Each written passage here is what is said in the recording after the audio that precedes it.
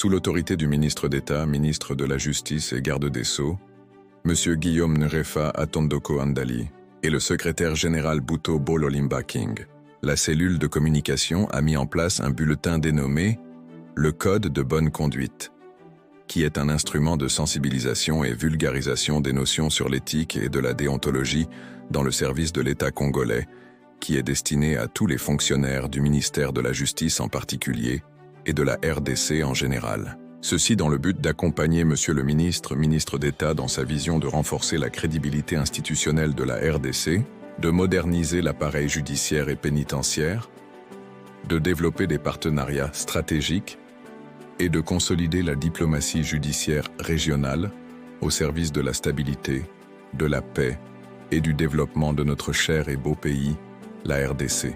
Aujourd'hui, nous allons voir l'article 16 qui traite de la morale, éthique professionnelle et interdiction absolue. Que prévoit l'article 16? L'article 16 dispose: l'agent public de l'État doit s'abstenir de toute pratique contraire à la morale et à l'éthique professionnelle. Cette disposition impose à tout agent public de l'État une conduite fondée sur l'intégrité, la probité, la loyauté, l'impartialité et le respect de l'intérêt général. L'article 16 identifie plusieurs comportements auxquels l'agent public doit impérativement s'abstenir. 1. La corruption, la concussion, le détournement, le favoritisme, le népotisme et le trafic d'influence. L'agent public doit s'interdire notamment la corruption, recevoir ou solliciter de l'argent ou un avantage indu en contrepartie d'un acte lié à sa fonction. La concussion, exiger ou percevoir illégalement des sommes en profitant de sa fonction. Le détournement, utiliser la main-d'œuvre, les biens ou les deniers publics à des fins autres que celles auxquelles ils sont destinés. Le favoritisme, accorder injustement un avantage à une personne. Le népotisme, favoriser des membres de sa famille ou ses proches dans les nominations ou l'octroi d'avantages. Le trafic d'influence, utiliser sa fonction ou son influence pour obtenir ou faire obtenir indûment une décision ou un avantage. À retenir, la fonction publique ne doit jamais être utilisée comme un moyen d'enrichissement personnel ou comme un instrument permettant de favoriser des intérêts particuliers. 2. La perception de sommes non prévues par la loi. L'agent public doit s'abstenir de percevoir ou ordonner le paiement de droits, taxes, contributions ou redevances non prévues par la législation ou la réglementation, exiger des sommes supérieures au montant légalement fixé, créer ou imposer des perceptions supplémentaires ou fictives.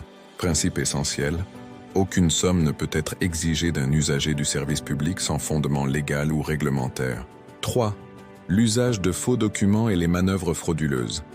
Il est interdit à l'agent public d'établir ou d'utiliser de faux documents, de recourir à une manœuvre frauduleuse, d'obtenir pour lui-même ou pour un tiers un avantage illicite, de priver un ayant droit de ce qui lui revient légitimement. Cela concerne notamment les fausses attestations, faux diplômes, faux actes administratifs ou toute autre falsification destinée à procurer un avantage indu. À retenir, l'agent public doit agir dans la transparence, la légalité et la vérité administrative. 4. Les atteintes à la sécurité et à la souveraineté de l'État. L'agent public doit s'abstenir de tout comportement susceptible de menacer la sécurité intérieure de l'État, de compromettre la sécurité extérieure, de porter atteinte à la souveraineté nationale. La loyauté envers l'État constitue donc une exigence fondamentale de la conduite de l'agent public. 5. L'adhésion ou la participation à une organisation portant atteinte à l'indépendance nationale. L'agent public ne peut adhérer ni participer à un groupement ou à une organisation dont les activités visent notamment à détruire ou compromettre l'indépendance nationale, porter atteinte à la souveraineté nationale, mettre en danger la défense du pays. L'obligation de loyauté de l'agent public dépasse ainsi l'exercice quotidien de ses fonctions. Elle concerne également la préservation des intérêts fondamentaux de l'État. 6. Le port des armes contre le pays et l'aide aux ennemis. L'agent public doit également s'abstenir de porter les armes contre son pays, de faciliter l'entrée d'ennemis sur le territoire national, de contribuer directement ou indirectement à des actes mettant en péril la défense et la sécurité nationale. Synthèse de l'article 16. L'article 16 établit des interdictions fondamentales destinées à préserver l'intégrité de l'administration publique et la confiance des citoyens envers l'État. Il proscrit notamment corruption, concussion, détournement, favoritisme, népotisme, trafic d'influence, perceptions illégales, fraude, atteinte à la sécurité et à la souveraineté nationale. Le bon réflexe du fonctionnaire. Avant de poser un acte dans l'exercice de ses fonctions, l'agent public doit pouvoir se demander: cet acte est-il légal, impartial, intègre et conforme à l'intérêt général? Si la réponse est négative, il doit s'en abstenir. À retenir, servir l'État, c'est refuser la corruption, la fraude, le favoritisme et toute pratique contraire à l'éthique professionnelle. L'article 16 rappelle ainsi qu'être agent public ne signifie pas seulement exercer une fonction. Cela implique une obligation permanente d'intégrité, de loyauté et de responsabilité au service de l'État et de la population. Ça sera tout pour aujourd'hui.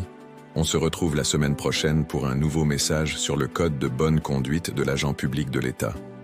Par la cellule de communication du Secrétariat général au ministère de la Justice, sous la conduite du directeur chef de service, Léon Mboyo Chabani Ikuku.